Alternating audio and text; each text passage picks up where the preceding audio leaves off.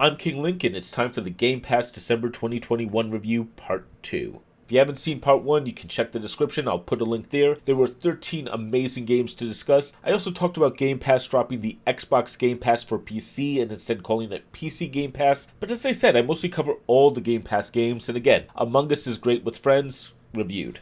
With that being said, there are still 13 games to discuss and discover this month. Before we begin, just a quick reminder, I now have a Discord server if you're interested. Check the link in the description or the pinned comment. I'll talk about it at the end. Let's get on with the games. Anvil, a roguelite top-down shooter. Let's start with this just being a game preview, which I believe is just a different way to say early access, at least that's what it's called on Steam. Anvil tries to combine the top-down shooter genre with the roguelite genre, along with multiplayer, and it results in something that I've kind of played 3 rounds of and then stopped. A lot of this game feels locked off behind walls, such as only 3 playable characters at the beginning out of over 10. While you can earn some of the currency in-game, called crons, there's a battle pass and more, but all of this reminds me of microtransactions. You can't buy the currency itself, but the game just feels like it's built to dangle that currency out of reach, so you keep playing because of FOMO and you have to keep coming back. The gameplay, though, is just not that exciting. It's trying to find a niche, but it suffers like most MOBAs, where you just wait until you can hammer some buttons, then wait for those buttons to light up again so you can hit them again while dodging enemies. Pick this up if you believe in early access. The game does feel very early, but also feels like one of those games that either gets abandoned or will get microtransactions thrust in, possibly both. As the game is today, honestly, I wouldn't pay for it. I'm glad to move on to something else. A quick follow-up to this piece. With some digging, I found out that Action Square, the developer, originally had a mobile game called Gigantic X, which appears to be very similar, if not the same game. Worse, in Anvil, progress gets reset every 3 months in what they're calling seasons. There are rumors that there's going to be more ways to pay in the future, ways to skip that grind to get back to where you were. I don't see anything more than rumors, though, on that piece at this time. Also, I don't think this is really retaining a player base at this point, but even if it does, it feels like there's going to be more demands for money before long. Do with that information as you will. Stardew Valley, one of the best life simulators of all time. Last month I said Minecraft is a quintessential game where everyone should have played it at some point. Stardew Valley is newer than Minecraft, but it's in that same category of must-play games. Stardew is just excellent at what it does. It gives the players a massive amount of content and lets them explore it at their own pace. Want to run a farm? Go for it. Want to fish? It's got that. Want to dive into dungeons, befriend people, or just do nothing? Stardew supports whatever you want and seems happy to have content for you. Honestly, this is just a great game. It also supports split-screen play rather well. My daughter and I have played it multiple times and really enjoyed ourselves. She actually loves to play in her own village. I've actually purchased the game for her as well. There's just a lot of content, including a new patch from about a year ago. I adore this game, and I find it to be a masterpiece. I put in over 140 hours, and that's really just scratching the surface. Pick this up if you've never played Stardew Valley. It's a fantastic life simulator, and while some people might find it a bit slow, I enjoy deep diving into the dungeon while running a successful farm. It's just a game that wants to meet the player on their level, whatever that is, and it feels like it's very successful at that. Generation Zero, a scavenging game where you're pitted against robots. I reviewed Generation Zero for Humble Choice in September of 2020. I thought it was really hard to find ammo, enemies were way too powerful, and overall, the game kind of lacked a real purpose. A year later, I played with a buddy again. This time it's easier to find ammo, enemies are easier to kill, but that game still lacks a strong purpose. You're in a post-apocalyptic zone with almost nothing of interest going on. If you like scavenging, this is pretty good, and in multiplayer it's really fair with each player gaining the ability to search the same container individually, but ultimately after you find your 4th shotgun of the same type, along with 3 of the exact same rifles, you question what else is there in the game. The combat is good now, but there needs to be more than just solid combat when fighting the exact same enemies. Pick this up if you need something to play with friends, but Back 4 Blood is far better, as is almost any looter shooter. If you want to scavenge, there's tons of games out there that are at the top of the genre. Generation Zero isn't one of them. It's kind of a textbook for what Avalanche Studio Group's, the developer, releases. Really good ideas, very weak execution.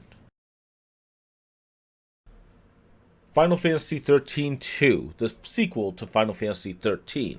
This is another story in the Final Fantasy saga, and it's the second time they did a direct sequel. It's about as successful as well. Final Fantasy XIII is already on the service. If you haven't played that, you probably need to, as this is a story sequel and spoils big parts of that game. And you need that foundation for this one to build your connection to the characters and the world. At the same time, this is a mechanically better game, with combat which you're minimally involved in, but at least more than the previous game. The story though is a complete mess, with characters making the oddest choices. The opening hours makes very little sense even after beating the past game, and involves time travel which isn't handled well at all.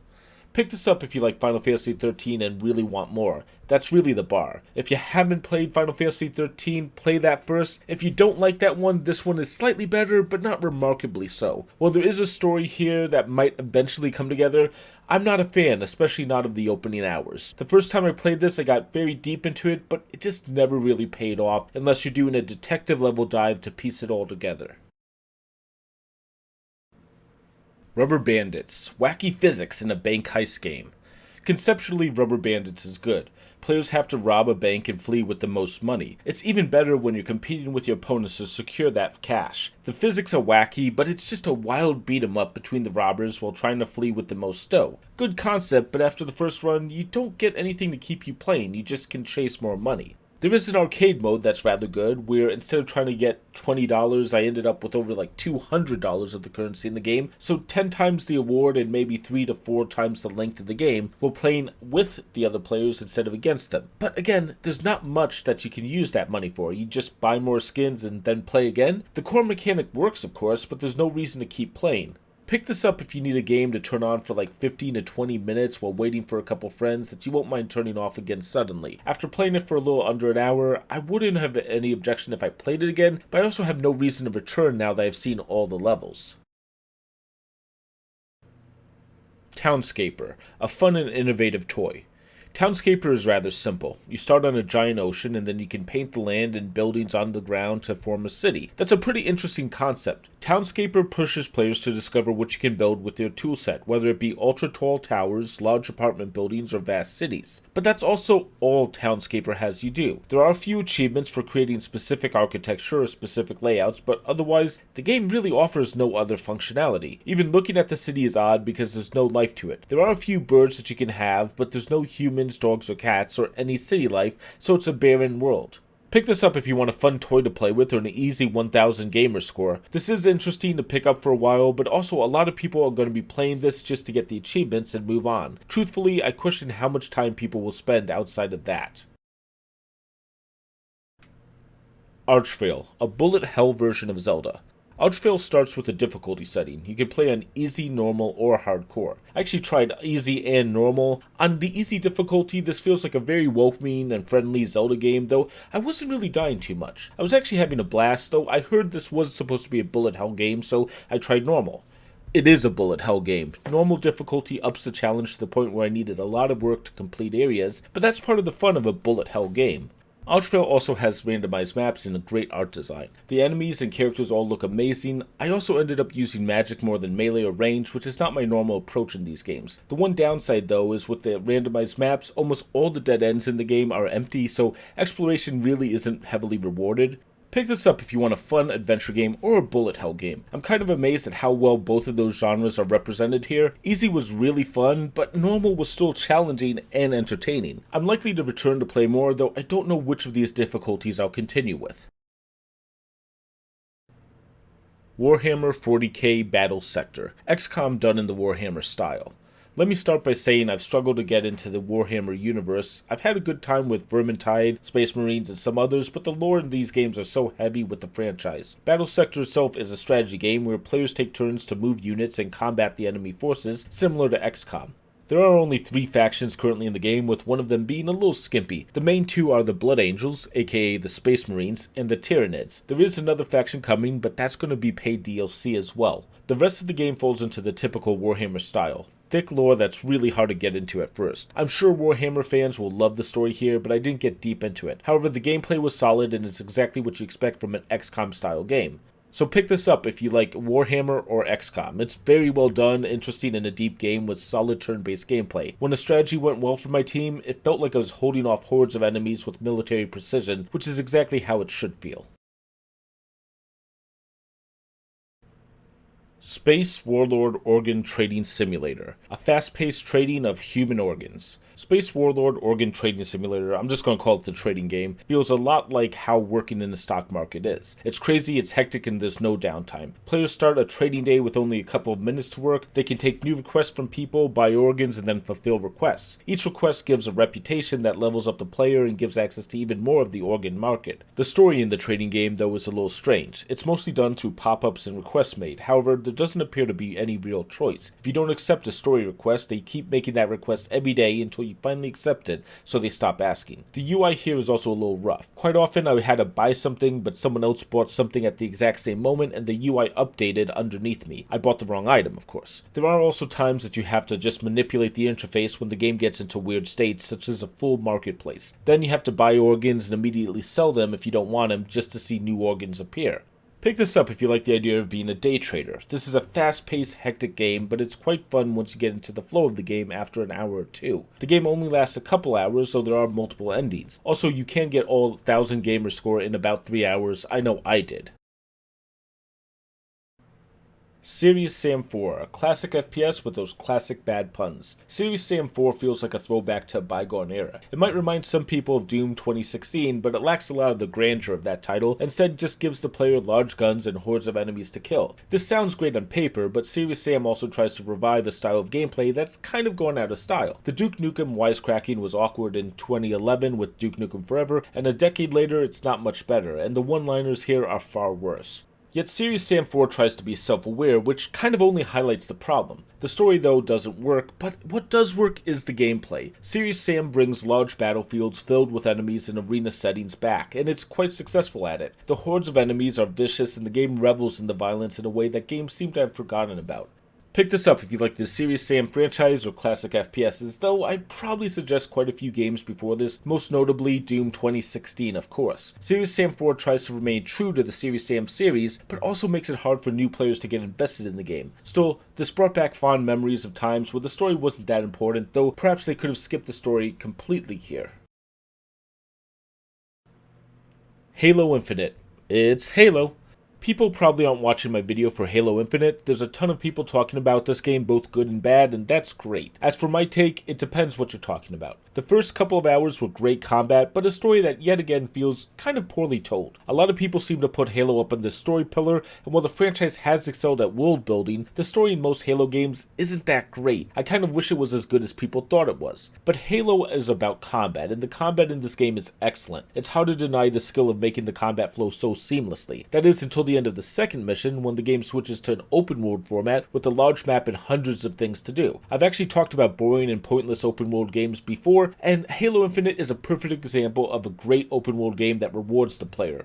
Every little event on the map feels rewarding, whether it's finding an upgrade, small combat, a special target, or a new fast travel location. Everything rewards the player, usually with new upgrades or unlockables, and that makes me want to explore the map and do everything before I continue with the story. Halo Infinite made me believe in it because of how good the open world is, which is something most open world games fail at. Pick this up if you already love the Halo story, you're going to enjoy this game and probably already have. If you aren't already well versed in the lore and you want to be, it might be worth playing through the Halo Master Chief Collection to get up to speed. On the other hand, if you just want really good combat and you're going to ignore the story, this is extremely solid. The open world aspects are great to the point where we'll see tons of weak imitators before long. The level design is solid and the combat encounters are often excellent. But if you're not already enamored with Halo and you don't love the FPS genre, you could skip this one. I'm sorry to the Halo fans, but I don't find this to be the gold standard of gaming that everyone has to try. I did, however, still enjoy myself. One Piece Pirate Warrior 4. Dynasty Warrior meets One Piece, and it's about what you expect. I'm a fan of the Musou series, also known as Dynasty Warrior games. I've played many of the spin-offs, including One Piece Pirate Warrior 3, and One Piece Pirate Warrior 4 is exactly what I expected. It's a game where you beat up thousands of enemies in a level, attack bosses, and try to keep control of a battlefield. The gameplay is both easy and fun, and while it's mindless, it's consistently enjoyable. Basically, it's a power fantasy. But this is also very much focused on a specific anime and a game style that admittedly not everyone loves. One Piece Pirate Warrior 4 tries to introduce new players to the One Piece series, though it really doesn't go over the origin story again. Though for the fourth game in the series, that makes total sense. Players will be able to pick up who most of these characters are, and there is a glossary, but it is a large game in a large established franchise, and players will have to work to get to know who each character is and what they do. The good news is there's a lot of information on One Piece out there. Pick this up if you like the One Piece series or the Musou series. If you're not sure, see if you like what you're seeing on screen. Killing hundreds of enemies you can ignore while slaughtering your way to the major characters and usually beating them up without very little challenge. But there is a large story at the core here and colorful characters and attacks. It's enjoyable, but it's also a bit monotonous. I am enjoying it though. Aliens Fireteam Elite. Left 4 Dead with Xenomorphs.